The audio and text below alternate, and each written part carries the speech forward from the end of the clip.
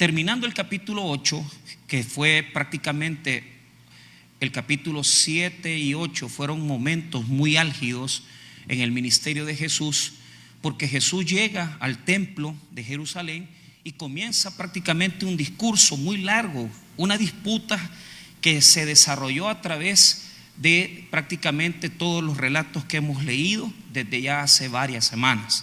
Entonces hemos comenzado prácticamente a ver cómo Jesús se enfrenta a las opiniones de los judíos que están en contra de él. Y uno de los argumentos fuertes que Jesús tiene cuando les exhorta es que ellos tienen frente a ellos mismos el momento de poder escuchar su palabra y ellos no la aprovechan. Ellos no conocen al Dios eterno. ¿Por qué? Porque aunque dicen que son hijos de Abraham, las obras que ellos hacen son obras de Satanás, porque ellos quieren matarlo. Entonces, la discusión ha cerrado fuerte en el capítulo 8, verso 59, porque han querido matarlo, han querido asesinarlo, pero Jesús ha salido victorioso, de tal manera que como no es el tiempo todavía de su muerte, Jesús logra librarse de ellos. Lea conmigo el 59, 8:59. Tomaron entonces piedras para arrojárselas, pero Jesús se escondió y salió del templo y atravesando por en medio de ellos se fue. Entonces logró prácticamente enojarlos fuertemente, porque el argumento de quiénes son hijos ellos era un argumento que tenían como defensa, porque ellos decían: somos descendientes de Abraham, conocemos la ley, conocemos las tradiciones, entonces ¿cómo tú nos vas a venir a enseñar? Pero lo más fuerte fue cuando Jesús les dijo que antes de Abraham él ya era. Y notamos esto, que Jesús puede manifestarse en su encarnación en el nacimiento de Belén, pero Jesús, previo al nacimiento en Belén, él ya existía con el Padre. Entonces esto fue lo que no soportaron los judíos. Cuando escucharon eso, fue una señal de repudio, de blasfemia, hasta quererlos asesinar.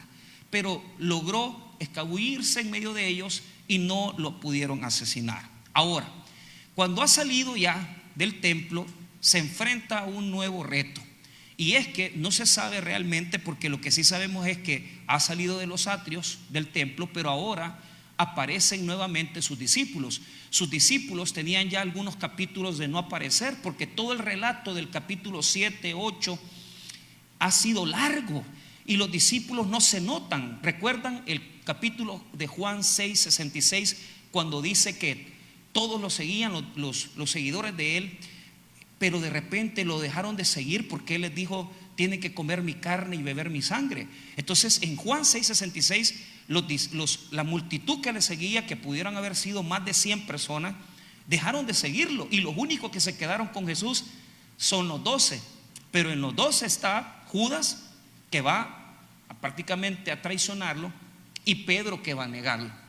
Entonces desde el capítulo 6 no aparecen, vuelven a aparecer hasta el capítulo 9. Ahora, ¿qué función tiene el capítulo 9 en el Evangelio? El capítulo 9 revela la forma en que Jesús es la luz del mundo, y el objeto de poder establecerlo ahí es poder relacionarlo con todo lo que ha estado hablando anteriormente, porque los judíos están en ceguera. Los judíos no quieren escucharlo, los judíos no quieren conocerlo, los judíos no quieren saber de él. El capítulo 9 nos va a llevar entonces a conocer a este hombre ciego, que nos va a mostrar la forma en que Jesús va revelando el corazón, su luz. Y el capítulo 10 tiene como propósito, continuación de eso, el mostrar cómo Jesús a los que expulsa a la sinagoga, porque el final del capítulo 9 es que a este ciego, que ya no va a ser un ciego porque Dios, Jesucristo, lo va a sanar, prácticamente lo van a expulsar del judaísmo. Pero el capítulo 10 nos enseña que Jesús es el pastor y que Jesús recoge las ovejas. Entonces los capítulos 9 y 10 son capítulos predominantes en el Evangelio, que nos enseñan prácticamente que el proceso de conocer a Cristo es un camino de larga jornada.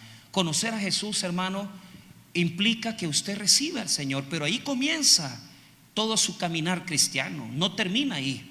Usted termina el día en que usted va a la presencia del Señor. Y es ahí donde usted está ya con Cristo. Pero imagínese la jornada que tenemos que caminar. Algunos aquí tienen 10 años de ser creyentes, otros 15, otros están tiernitos, probablemente tienen 1 año, 2 años, otros 6 meses. Pero no es un evento solamente lo que marca tu conocimiento de Jesús, sino que es un proceso. Entonces, el capítulo 9 nos revela cuál es el proceso en el cual la persona conoce a Cristo. ¿Por qué? Este ciego primeramente dice que Jesús es hombre. Mire lo que dice el verso 11. Respondió él y dijo: aquel hombre que se llama Jesús hizo lodo, me untó los ojos y me dijo: ve a Siloé y lávate. Y fui y me lavé y recibí la vista. Diga conmigo: hombre. Ese es el primer acercamiento que tiene el ciego. Es hombre, porque no sabe quién es, no lo conoce. Estaba totalmente ciego cuando Jesús hizo el milagro y no sabía quién era. Primero es hombre. Ahora, vea más abajo en el capítulo 9, siempre en el versículo número 17. Entonces volvieron a decirle al ciego: ¿qué dices tú del que te abrió los ojos? Y él dijo que es profeta. Entonces, el segundo nivel es cuando ya nosotros reconocemos en Cristo no solamente que es un hombre, sino que ya es un profeta. Y luego, para terminar todo el relato, fíjese qué es lo que dice el capítulo 9 siempre en el versículo número 36. Respondió él y dijo: ¿quién es, Señor, para que crea en él? Le dijo Jesús: pues le has visto y el que habla contigo él es. Y él dijo: creo, Señor, y le adoró. El ciego que no sabía quién era Jesús, ahora adora a Jesús. El ciego primero dice es hombre, después dice es profeta y después termina adorándolo como Dios. El proceso de creer es un proceso de fe. ¿Por qué razón? Porque aunque creemos en Cristo, nuestro proceso de conocer a Cristo implica un caminar con Cristo. Y usted tiene que saber que es caminando en la vida cristiana como nosotros aprendemos quién es Jesús, y que nosotros aceptamos a Cristo y le recibimos en nuestro corazón. Pero no es hasta que nosotros vamos profundizando en Él, en las Escrituras, es cuando comenzamos a madurar en la fe de Cristo. Por lo tanto, el capítulo 9 tiene como función darnos un símbolo: un ciego que no veía nada, un ciego que no comprendía quién era Jesús. Pero primero dice que es hombre, después dice que es profeta, y para terminar lo reconoce como Señor.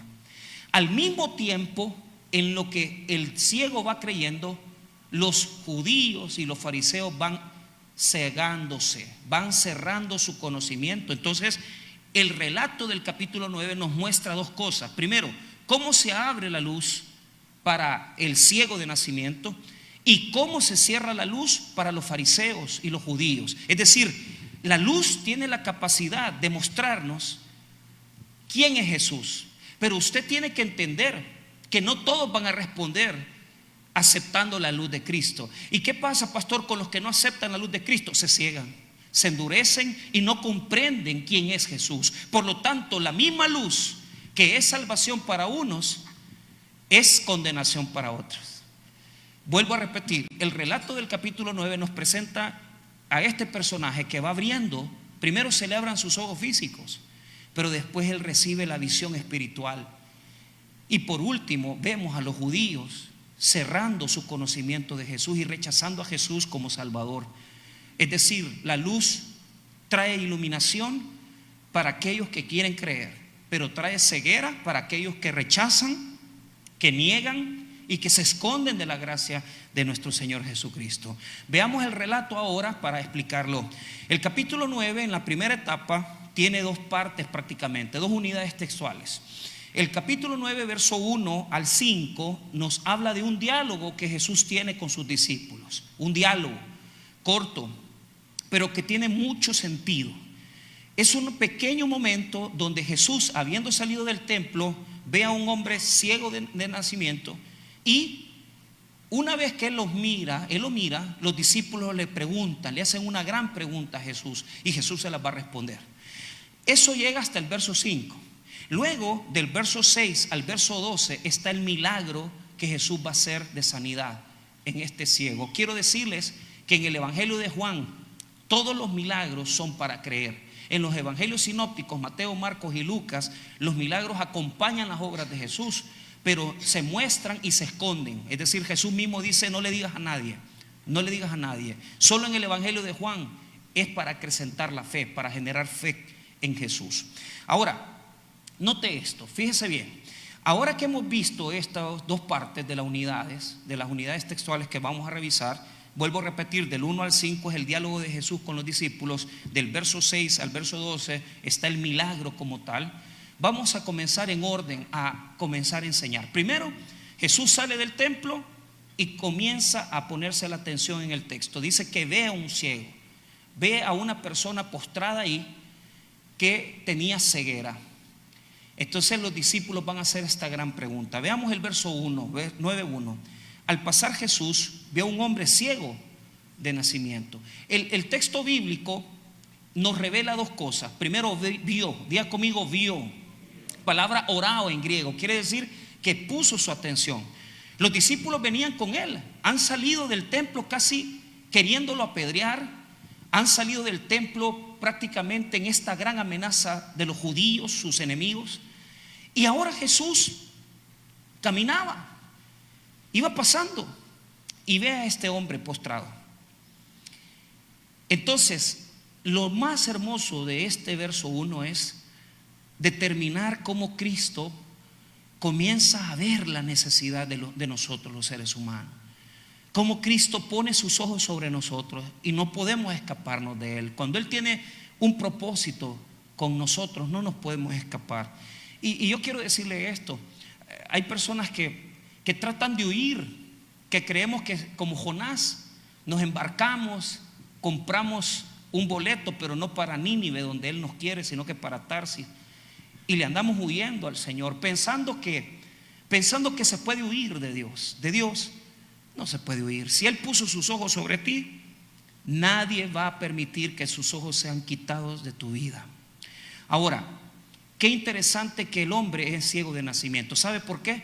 Porque en los evangelios aparecen muchos ciegos, pero en este relato en particular quiere decir que él desde su nacimiento no veía, es decir, nació ciego. Y aquí se abre la gran pregunta. Diga conmigo la pregunta. Los discípulos fueron muy astutos, vieron a Jesús, vieron que Jesús puso sus ojos sobre él, e inmediatamente los discípulos dijeron: mira, Jesús, ¿y qué pasa con este personaje? Mire la pregunta del 2. Y le preguntaron sus discípulos diciendo: Rabí, ¿quién pecó, este o sus padres, para que haya nacido ciego? Interesante pregunta. ¿Por qué? Porque a veces nuestra mente ve el sufrimiento como que es producto del pecado. Y fíjese que hay que ser muy honestos con esto. Nosotros tenemos la bendición de poder tener un ministerio de sordos, y los hermanos del ministerio de sordos y todos los hermanos que forman parte del ministerio, ellos tienen una vida que muchas veces nosotros desconocemos. Pero quiero decirles esto: ellos, desde su perspectiva, desde su forma de ver, ellos son personas que alaban y adoran a Dios. Pero ¿qué sucede? Nosotros pensamos que los que tienen problemas son ellos, y muchas veces los que tienen problemas somos nosotros. ¿Y sabe por qué? Porque la mente nos hace pensar que porque tenemos vista, oído, habla, somos posiblemente sanos y bendecidos. Pero quiero decirte esto: una condición física no te hace menor que nadie. Una condición física, una situación de vista, una situación de oído, no te hace creer o pensar: es que esta persona pecó y por eso tiene esta circunstancia. No, para el Señor todos tenemos la capacidad de adorarle. Ahora, ¿cuántos aquí piensan que porque una persona se enferma es porque ha pecado o es porque está mal con Dios? ¿Cuántos aquí desde el momento que dice: es que esta persona nunca se cura, y dice: es que ha pecado? Usted sabe que Jesús no piensa igual que nosotros. Algunos preguntarán aquí: mire, pastor, ¿y este versículo entonces cómo lo debo de interpretar? ¿Debo de pensar que las personas que están padeciendo tienen mayor pecado que yo? Y eso es lo que Jesús quiere quitar primero, las creencias que tenemos muchos de nosotros. Algunos pensamos así. Tenemos creencias en las cuales decimos, esta persona chocó porque es pecador. Esta persona tiene este problema con su hijo porque ellos no adoran al Señor, no vienen a la iglesia. ¿Qué pasa cuando viene la enfermedad a tu vida? ¿Qué pasa cuando vienen las circunstancias de dificultad? ¿Es porque eres pecador? No. Muchas cosas pueden venir a nosotros producto de que hemos nacido ya en medio de una condición. ¿Cuál es, pastor? Que todos vamos a morir. Todos vamos a morir aquí. Y no estoy profetizando, lo que estoy diciendo es, venimos a este mundo, pero venimos en una situación donde desde que estamos pequeños sufrimos. Ya sea porque no tenemos dinero, sea porque tenemos una ceguera, sea porque no podemos oír, o sea porque nuestra vida no fue lo que debemos de ser. ¿Por qué? Porque el pecado destruyó lo que debíamos de ser. Entonces, pastor, ¿qué me está queriendo decir? Que desde que el hombre transgredió en el Génesis, el pecado entró a la humanidad y desde ahí hay pobreza, miseria, enfermedad, necesidad, y eso no lo vamos a poder quitar de este mundo. Tampoco debemos decirle a la gente, entonces hay que esperar a morir para sanar. No, no es ese el objetivo. ¿Cuál es el objetivo? Enseñarle al mundo que sea cual sea su padecimiento, sea que tengas una situación física, sea que tengas una depresión, o sea que tengas un padecimiento espiritual, escucha bien lo que te voy a decir. Para todas esas circunstancias, Cristo ha venido a darnos su luz. No te sientas mal. No te sientas mal si no puedes cambiar a tus hijos. No te sientas mal si no puedes cambiar tu escenario. Porque el único que puede es Jesús. Entonces, ¿para qué Dios está en este mundo? Para demostrarnos que aunque somos pecadores y aunque muchos de nosotros estamos viviendo en situaciones miseria, Cristo es la respuesta para la necesidad del hombre. Porque puede ser muy rico y poderoso, pero también tener necesidad. Pero entonces Dios es malo. No, sino que ¿para qué Dios hace esas cosas? Vea para qué, versículo 3. Respondió Jesús, no es que pecó ni sus padres, sino que para que las obras de Dios se manifiesten en él. No quiere decir que Dios mandó el pecado. No quiso decir que Dios hizo ciego. Quiere decir que el pecado ha afectado a toda la naturaleza, a toda la creación, y que desde que Adán cayó, nunca vamos a poder evitar las enfermedades de leucemia, el síndrome de Down, el autismo, la sordera. ¿Y entonces qué? ¿Para qué es? Son circunstancias en las cuales Dios obra en este mundo, porque ante la maldad y ante el pecado y ante la enfermedad, Jesús sigue obrando de diferentes maneras. Esas circunstancias no se sanan, pero puedo garantizarte una cosa: Jesucristo nos ayuda a sostenernos en este mundo lleno de dolor y de tristeza. Nosotros no conocemos toda la verdad. Lo que quiero decirles es que el dolor y la tristeza están en el mundo, pero Cristo está con nosotros en medio del mundo y nos dice con toda seguridad: yo soy, no temáis, en medio del dolor, de la tristeza. ¿Vamos a evitar que los niños mueran? No. ¿Vamos a evitar que los bebés se enfermen? No. ¿Vamos a evitar que las personas no nazcan enfermas? No podemos. Pero lo que sí podemos es saber que todo sufrimiento en este mundo nos llevará a conocer más a Cristo. Porque Cristo sana el corazón del que sufre por la enfermedad. Cristo sostiene a los debilitados. Cristo sostiene a los que no conocen. En este texto bíblico se nos explica que Dios se glorifica en medio del dolor. Y usted me va a preguntar: ¿y cómo se va a glorificar en medio de mi dolor? No me lo pregunte a mí, pregúnteselo a Jesús. Pero le voy a decir esto: no hay sufrimiento y dolor que no nos lleve a una bendición de parte de Dios más grande. Probablemente usted llora porque perdió a su madre, usted llora porque perdió a un hermano, pero Dios es sabio, la sabiduría de Dios es grande y Él conoce los designios, Él conoce las circunstancias, porque aunque Dios no va a quitar la enfermedad de este mundo, Él puede quitar la condenación y puede quitar también, escuche bien, ir al infierno. Y esa es la gracia de tu sufrimiento, porque tu dolor y tu sufrimiento va a ayudar a que otros crean en Cristo, a que tú creas en Cristo, a que tu familia crea en Cristo y que mucha gente se salve. Pero no podemos conocer por qué.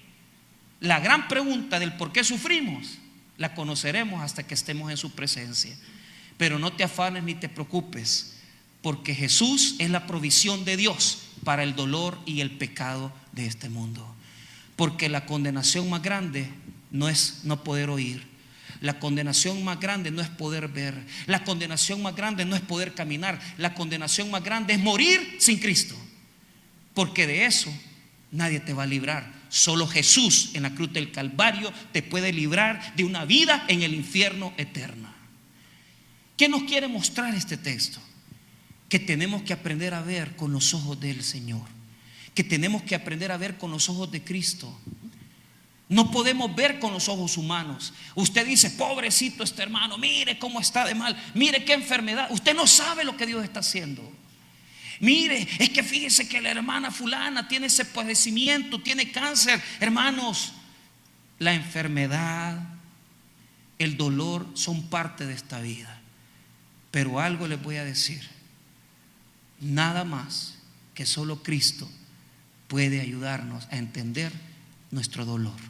Y si usted no lo entiende, hoy es un día para decirle a Jesús: Jesús, si he renegado, si he llorado, enséñame a encontrarte en mi dolor, enséñame a encontrarte en mi sufrimiento, porque ahora entiendo que todo esto es para que tú te glorifiques. Probablemente no es la manera que tú quieres, probablemente no es la manera en que tú quisieras que Dios se glorificara, pero Dios tiene caminos más grandes que los nuestros y sus pensamientos no son nuestros pensamientos, y no podemos imponerle a Dios lo que queremos. Tenemos que saber confiar en lo que Él hace. Jesús le dice a sus discípulos: no piensen así, no piensen así. Es para que las obras de Dios se manifiesten en Él. ¿Y por qué iba a ser así? Porque a través de la ceguera de este muchacho, él iba a creer en el Evangelio, pero también iba a ser el símbolo de muchas personas que vamos a creer en Jesús. El dolor humano y el sufrimiento no lo podemos quitar. Entonces, ¿cómo lo tenemos que ver? Tenemos que verlo como parte de la vida que tenemos en este mundo. No podemos quitarlo, no podemos absolutamente desaparecerlo. Entonces, ¿qué tenemos que hacer? Enfrentarlo, pero enfrentarlo con el Señor, enfrentarlo confiando en el Señor Jesucristo. Ahora, cuando ya Jesús le responde y le dice esto a los discípulos, mira el versículo 4: mas es necesario hacer las obras del que me envió, entre tanto que el día dura, la noche viene, cuando nadie puede trabajar. ¿Qué está diciendo Jesús? En ese momento él tenía que hacer su obra. ¿Por qué? La noche iba a venir. ¿Cuándo iba a ser la noche? Cuando Jesús ya no iba a poder estar con ellos. Entonces, hay momentos de luz y hay momentos de oscuridad. Hay momentos donde uno, hermano, tiene que aprender a ver a Jesús. Hay momentos donde tenemos que aprender a ver la obra que Él hace. Y hay momentos de oscuridad donde ya no podemos posiblemente ver. Yo quiero invitarte en esta noche a que veas a Cristo. Ve a Cristo en tu dolor, ve a Cristo en tu victoria. Ahora tal vez has venido con cargas, con situaciones de vida, y entonces ¿dónde está Cristo en tu vida? Es que Cristo está ahí. Lo que pasa es que tú no lo notas. Lo que pasa es que tú quieres verlo con un milagro. Lo que pasa es que eres como los discípulos de Jesús que están esperando que inmediatamente Jesús sane, que Jesús camine sobre las aguas, que Jesús resucite. No, no pienses eso. Jesús está en los pequeños detalles. Jesús está en todo momento con nosotros. Y si te sientas hoy en la noche antes de dormir y te preguntas y dejas de renegar y dejas de llorar y dejas de decir ¿por qué mi vida es así? ¿Por qué mi vida es tan limitada? Y comienzas a ver la gloria de Dios en tu vida y comienzas a ver que tienes familia, que tienes la bendición de estar vivo. Te voy a decir esto: vas a cambiar tu lamento en baile, porque tienes algo que no tienen los demás. Tienes algo que no tienen los otros. ¿Y qué es lo que tienes? Cristo en tu vida. ¿Qué más? Pero ¿qué es lo que vemos?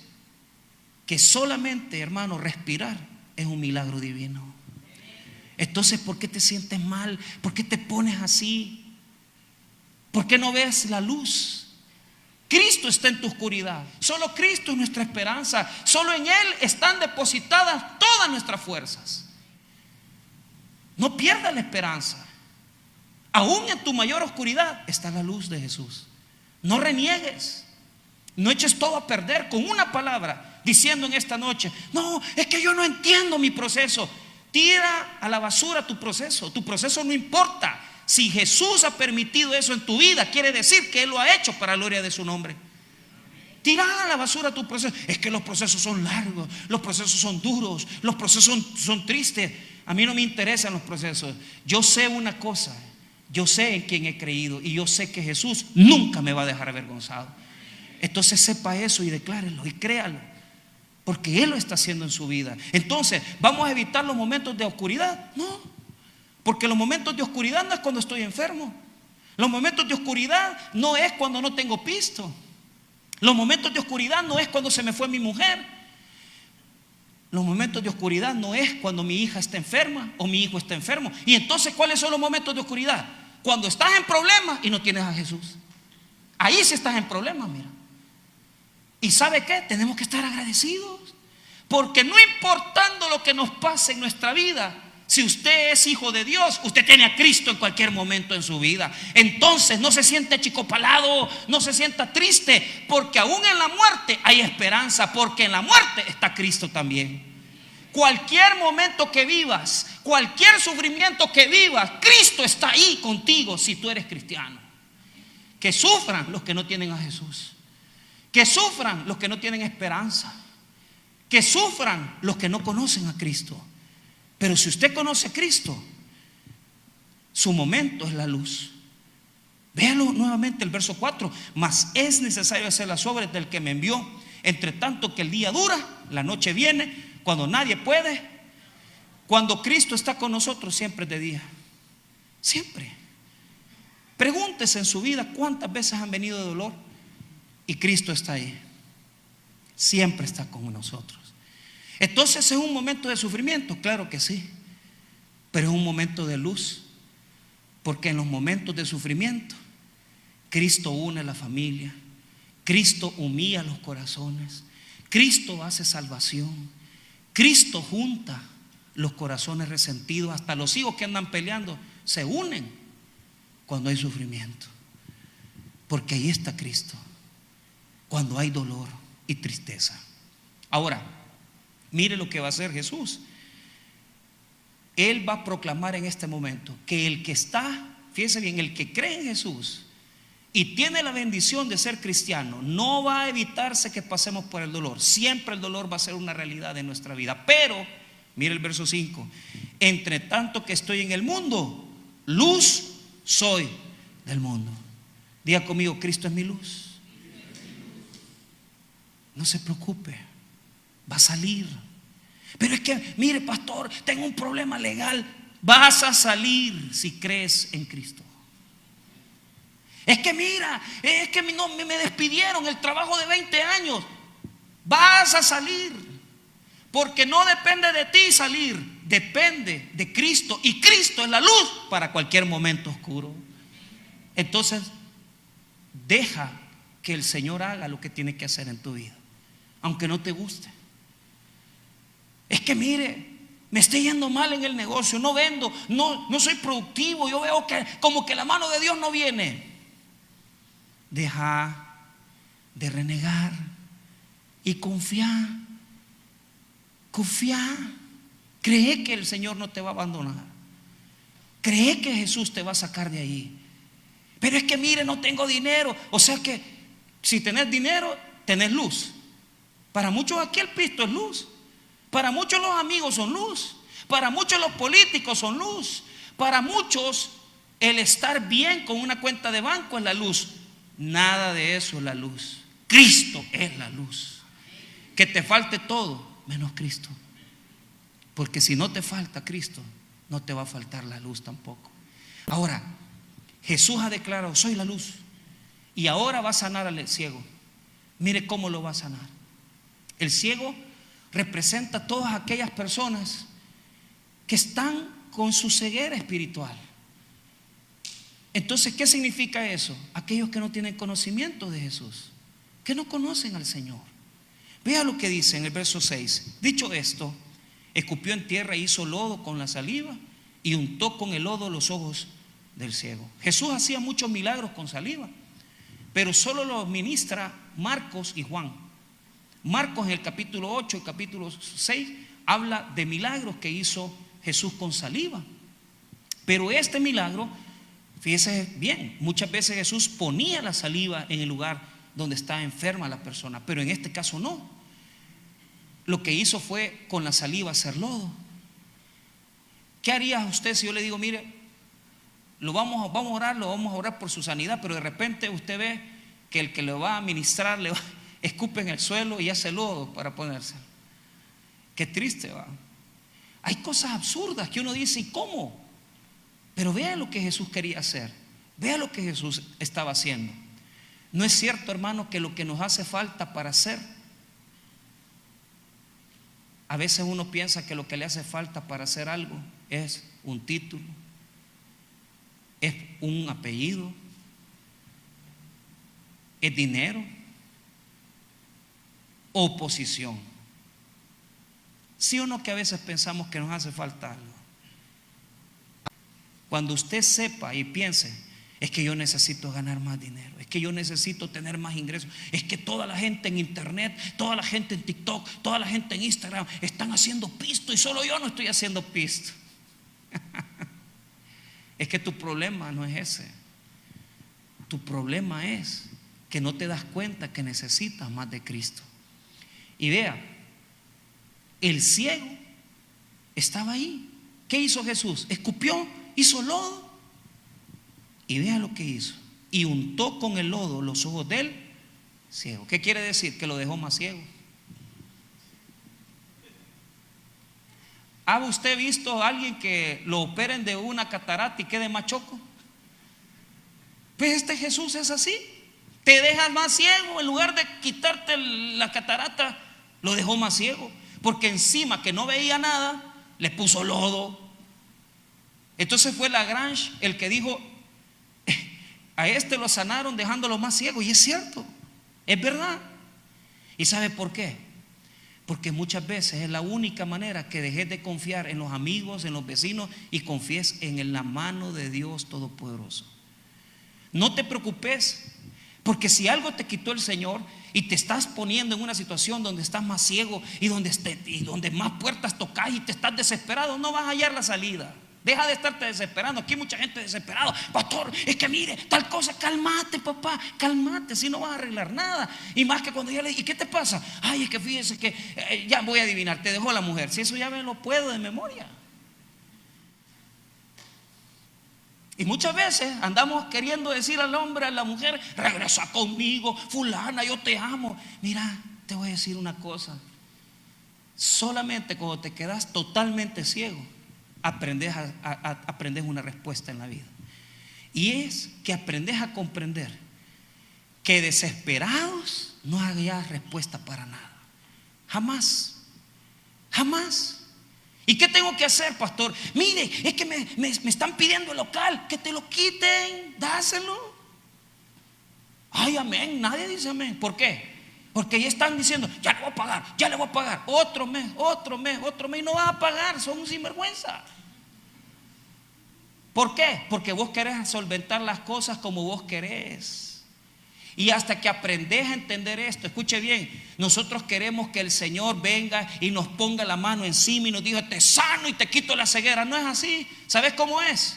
Deja de hacerlo a tu voluntad, deja de hacer lo que vos querés y deja que el Señor te guíe, deja que Dios te guíe, hacele caso a Él. No le hagas caso a tus pensamientos, no le hagas caso a tus sentimientos, no le hagas caso a tus emociones, porque eso te va a hacer perder. La única manera que salgas de la ceguera es cerrar los ojos y oír la voz de Jesús, porque Jesús te va a llevar a salir de la ceguera en la que estás metido. Deja de ver y escuchar la palabra. Diga conmigo, deje de ver. ¿Quiere encontrar una buena pareja? Deje de andar viendo. Cierre las pepas y abra los oídos y créale a Dios y deje de andar mujereando o deje de andar hombreando y ya le va a venir el sapo que usted ha pedido. ¿Por qué? Alejados de mí, nada puedes hacer. Calmate, cerrar los ojos y abrir la fe y escuchar la voz de Dios, escuchar la voz de Jesús.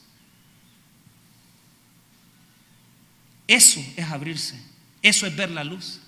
Cuando dejas de poner tu plan, cuando dejas de poner tu propósito y comenzás a vivir por el propósito de Dios. Pero ¿qué es usted? Necio, que a su manera quiere hacer las cosas, que en su forma quiere resolver las cosas. Y mire lo lindo que es. Le puso barro y lo dice, y lo untó. Lo untó con el lodo en los ojos del ciego. Y mire lo que dice. Y le dijo, ve a lavarte en el estanque de Siloé, que traducido es enviado. Fue entonces y se lavó y regresó viendo. ¿Quiere que le dé la solución para ser visto? Jesús mandó ¿a dónde al ciego? Al estanque de. ¿Y qué significa Siloé? Enviado. O sea que el enviado mandó al enviado. Cristo lo mandó al enviado. ¿Por qué? Porque hasta que te sumerges en Cristo, hasta que te sumerges en Jesús, comienzas a encontrar respuestas para tu vida. La solución no es andarle rogando a la gente. La solución no es andar tocando puertas. La solución no es andar desesperado. La solución es: ve a Cristo y sumérgete en Cristo y Cristo te va a dar la respuesta que buscas. Déjate guiar por Él. ¿Qué lo sanó al ciego? ¿El lodo? ¿La saliva de Jesús? ¿O el agua? ¿Qué lo sanó? ¿Ah? Solo caminar como Jesús le dijo. ¿Vas allá? Vas para allá. Por eso yo no juego con Dios. Cuando a mí Jesús me dice, hace esto, yo lo hago. Yo lo hago. Porque el lodo no es, la saliva no es, el agua no es. Es hacerle caso a Jesús. Porque Jesús te lleva a cerrar los ojos, pero escuchar. Y dice la Biblia que la fe viene por el oír y oír la palabra de Dios. Deja de oír tu conciencia. Deja de oír tu corazón. Ay, le voy a hacer caso a mis sentimientos. Dunda, ahí vas a quedar con el hombre que te va a fallar. Ay, le voy a hacer caso a mis instintos.